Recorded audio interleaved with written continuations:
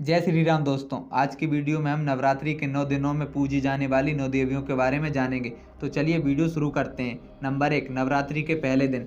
नवरात्रि के पहले दिन मां शैलपुत्री का पूजन किया जाता है। पर्वतराज हिमालय के घर देवी ने पुत्री के रूप में जन्म लिया और इसी कारण इनका नाम शैलपुत्री पड़ा। प्रकृति का प्रतीक मां शैलपुत्री जीवन के प्रत्येक क्षेत्र में सफलता का सर्वोच्च शिखर प्रदान करती हैं। शैलपुत्री मां के दाएं हाथ में त्रिशूल और बाएं हाथ में कमल का फूल रहता है तथा इनका वाहन वृषभ है।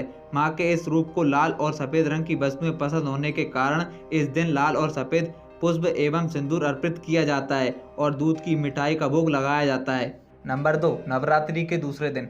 नवरात्रि के दूसरे दिन मां के दूसरे स्वरूप ब्रह्मचारिणी माता की पूजा की जाती है।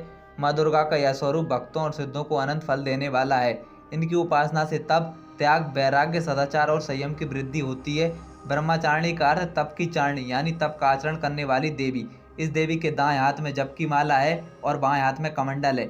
हरे रंग को मां ब्रह्मचारिणी का प्रिय रंग माना जाता है, इसलिए नवरात्रि के दूसरे दिन हरे रंग को प्राथमिकता दी जाती है। नंबर 3, नवरात्रि के तीसरे दिन।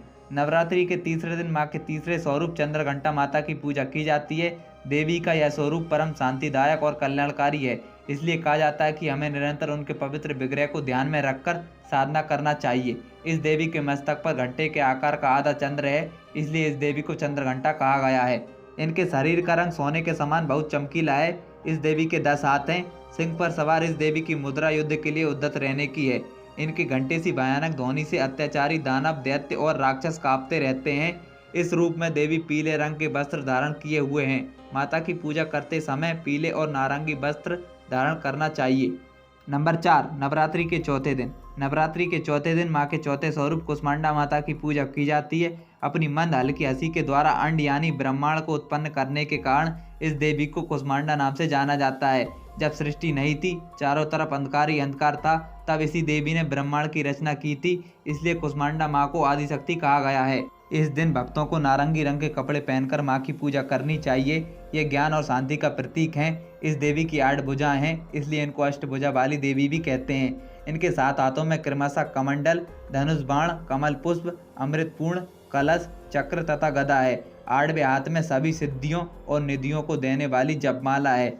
नंबर 5, नवरात्रि के 5वें दिन। नवरात्रि के 5वें दिन मां के 5वें स्वरूप स्कंद माता की पूजा की जाती है। मां अपने भक्तों पर पुत्र के समान स्नेह लुटाती हैं। इस देवी की 4 भुजाएं हैं। ये दाईं तरफ की ऊपर वाली भुजा से स्कंद को गोद में पकड़े हुए हैं। नीचे वाली भुजा में कमल का पुष्प है। बाईं तरफ ऊपर वाली भुजा में कमल पुष्प है। ये कमल के आसन पर विराजमान रहती हैं। स्कंद माता का वाहन सिंह है। स्कंद माता को भोग के रूप में केला अर्पित करना चाहिए। माँ को पीली वस्तुएं अति प्रिय होती हैं। स्कंद माता की पूजा करने से घर में सुख, शांति एवं समृद्धि रहती है। इस दिन नारंगी रंग का प्रयोग शुभ फल प्रदान करता है। नंबर 6, नवरात्रि के छठे दिन। नवरात्रि के छठे दिन माता के छठे स्वरूप कात्यायनी माता की पूजा की जाती है। ऐसा कहा जाता है कि माँ कात्यायनी की पूजा करने से धर्म, अर्थ, काम और मोक्ष की प्राप्ति होती है। माँ कात्यायनी ने महिषासुर दैत्य का संहार किया था। इसके बाद माँ कात्यायनी ने महिषासुर का वध कर तीनों लोगों को उसके आतंक से मुक्त कराया था। माँ कात्यायनी का स्वरूप अत्यंत चमकीला और भव्य है। इनकी 4 भुजाएं हैं।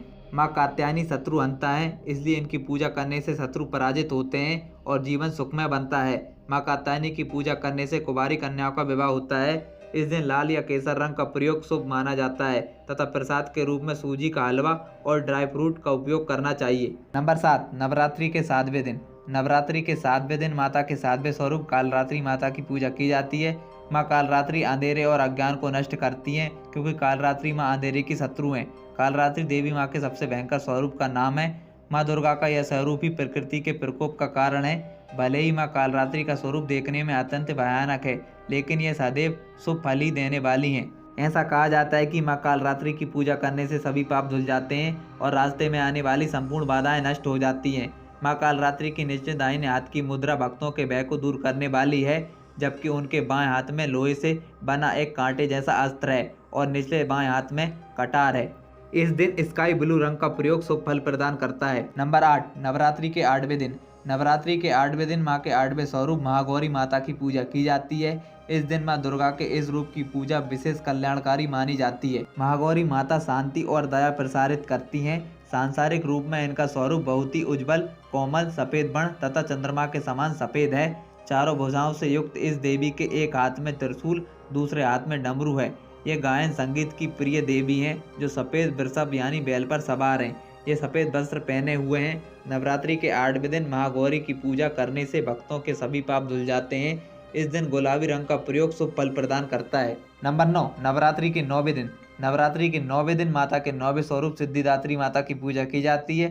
जैसा कि नाम से ही स्पष्ट होता है कि माता सिद्धिदात्री अपने भक्तों को सभी प्रकार की सिद्धि देती हैं।